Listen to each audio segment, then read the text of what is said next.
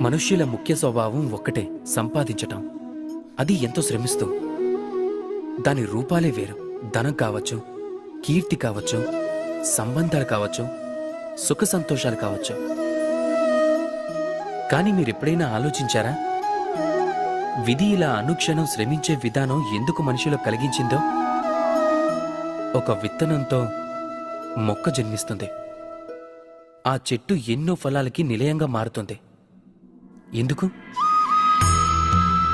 ఆ వృక్షం స్వయంగా ఆ పళ్ళని తినడానికా?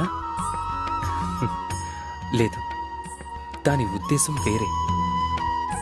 ఆకలితో ఉన్న జీవులకి పంచటానికి. మీరు సందేహించొచ్చు, ఇందులో చెట్టుకున్న లాభం ఏమిటా అని. లాభం ఉంది. ఎందుకంటే ఎవరైతే పంచుతారో వారు క్షీణించిపోరు. ఏ పళ్ళనైతే జీవులు పూజిస్తాయో వాటి గింజలని నేలపైన పడేలా చేస్తాయి. దాంతో నూతనంగా వృక్షాలు మళ్లీ జన్మిస్తాయి. వాటి జాతి, వాటి గుణాలు, వాటి స్వభావం అమరం అయిపోతాయి.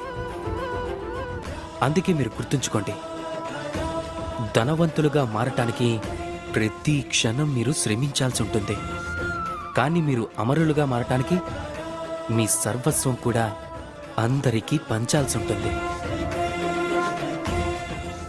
రాధాకృష్ణ.